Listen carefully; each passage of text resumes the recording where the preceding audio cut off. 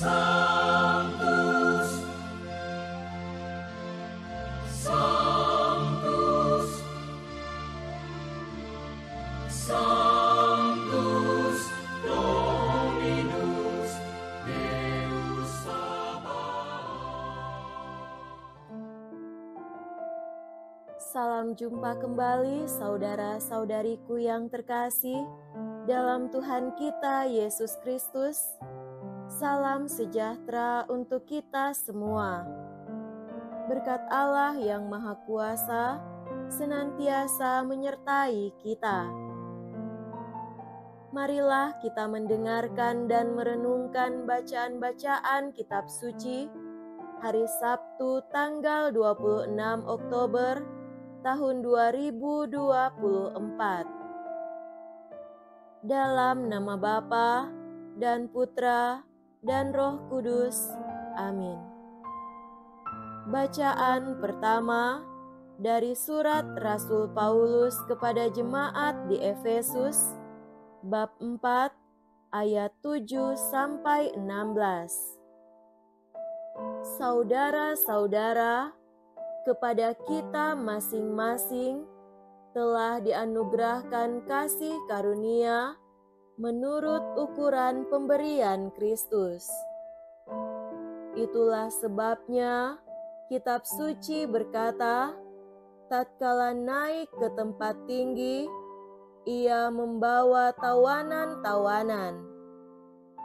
Ia memberikan pemberian-pemberian kepada manusia. Bukankah ia telah naik, berarti bahwa ia juga telah turun ke bagian bumi yang paling bawah? Dia yang telah turun itu, dialah pula yang telah naik jauh lebih tinggi daripada semua langit untuk memenuhi segala sesuatu. Dialah juga yang memberikan baik rasul-rasul maupun nabi-nabi, baik pewarta Injil, gembala umat maupun pengajar. Semuanya itu untuk memperlengkapi orang-orang kudus bagi tugas pelayanan, bagi pembangunan tubuh Kristus. Dengan demikian, akhirnya kita semua akan mencapai kesatuan iman dan pengetahuan yang benar tentang Anak Allah, kedewasaan penuh dan tingkat pertumbuhan yang sesuai dengan kepenuhan Kristus. Dengan demikian, kita bukan lagi anak-anak kecil yang diombang-ambingkan oleh rupa-rupa angin pengajaran atau oleh permainan palsu dalam kelicikan mereka yang menyesatkan.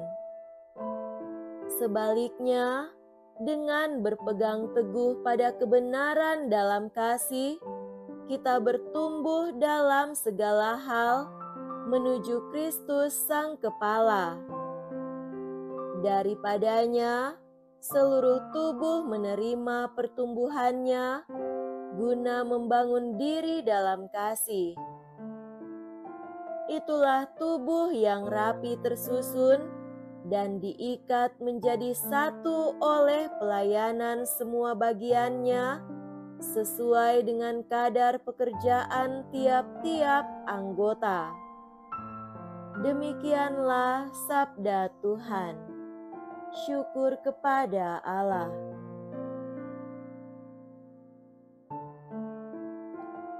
Semoga Tuhan beserta kita sekarang dan selama-lamanya.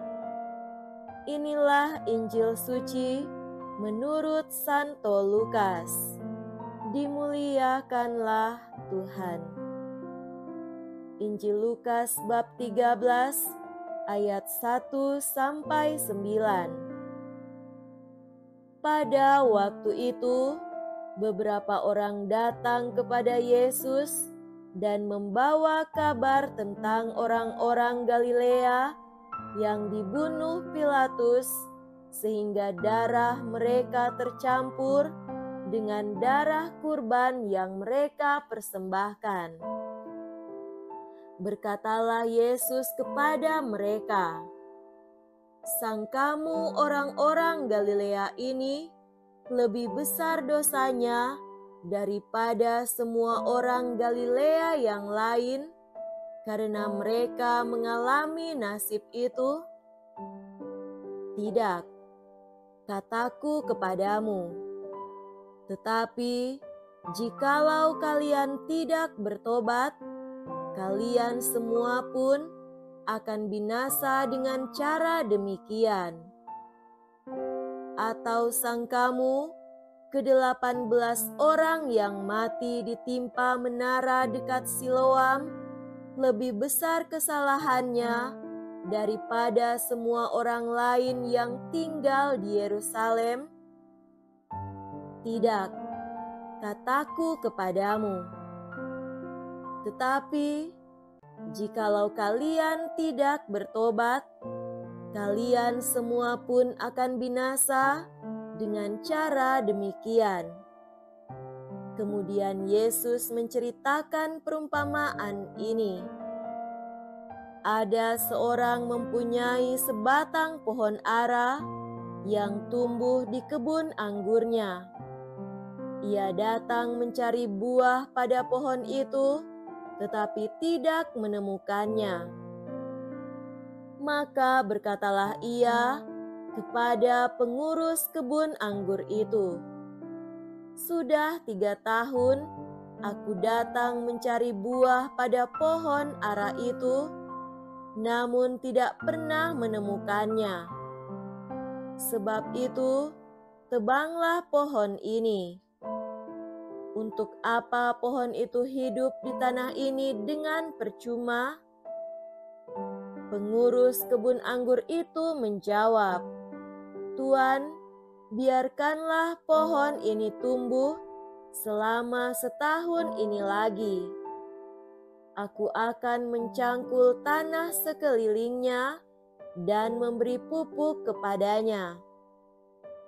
Mungkin tahun depan akan berbuah. Jika tidak, tebanglah." Demikianlah sabda Tuhan. Terpujilah Kristus.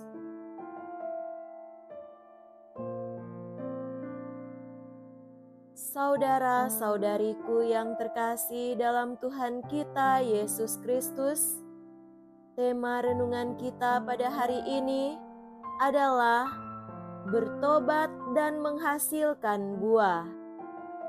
Di kebun kompleks tempat saya tinggal, terdapat cukup banyak pohon jeruk. Ada 3 macam pohon jeruk di sana. Beberapa menghasilkan banyak buah yang manis pada musimnya. Tentu saya sangat senang dengan itu. Tetapi ada 2 pohon jeruk yang hanya menghasilkan sedikit buah, dan buah yang dihasilkannya sangat asam. Sebenarnya saya ingin menebang kedua pohon tersebut, tetapi ada yang mengatakan untuk tidak menebangnya. Memang, buah yang dihasilkannya tidak akan berubah menjadi jeruk yang manis, tetapi masih ada gunanya. Tak jarang anak-anak dari perumahan sekitar datang memetik buah-buahnya. Juga beberapa ibu-ibu biasa minta jeruk itu untuk mencuci ikan sebelum mereka memasak ikan tersebut. Pohon jeruk itu tidak dapat berubah menghasilkan buah yang manis, tetapi toh masih memberi manfaat. Saudaraku terkasih, dalam kehidupan kita jumpai begitu banyak orang yang sebenarnya memiliki kapasitas untuk melakukan banyak hal baik, namun tidak melakukannya. Ada begitu banyak orang yang punya banyak kemampuan, tingkat pendidikan dan pengetahuan yang luas dan mendalam, sehingga mereka dapat membagikan bakat dan keterampilan mereka untuk kepentingan orang lain, tetapi mereka tidak melakukannya. Ada juga banyak orang yang karena mempunyai kelebihan harta benda, memiliki kemampuan untuk meringankan beban banyak orang lain yang kurang beruntung, tetapi mereka tidak melakukannya. Pohon jeruk asam tadi mungkin masih lebih baik.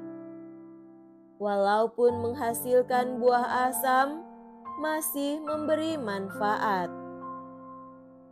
Saudara-saudariku terkasih, kita mempunyai kecenderungan untuk membuat pemisahan terlalu sederhana antara orang baik dan orang tidak baik.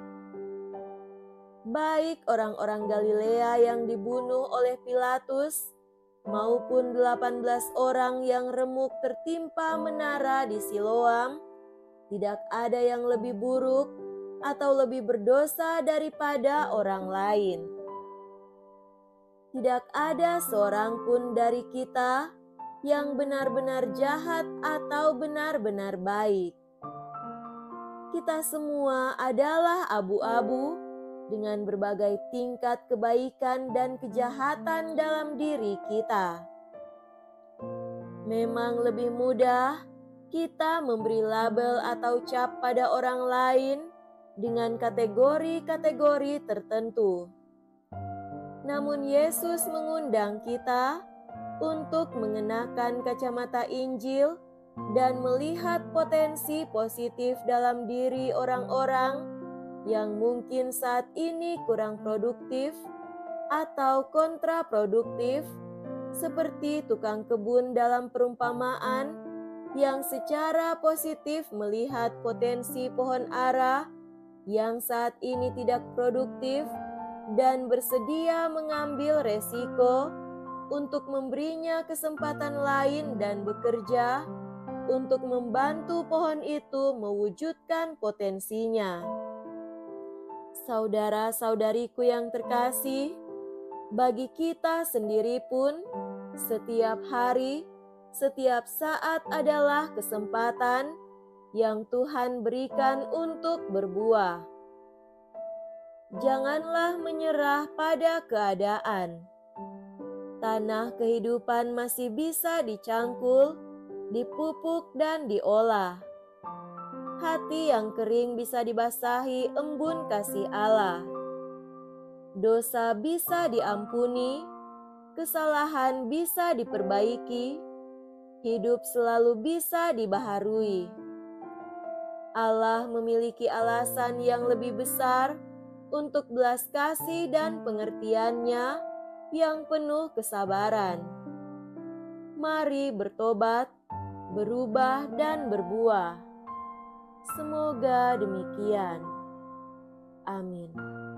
Dalam nama Bapa dan Putra dan Roh Kudus. Amin.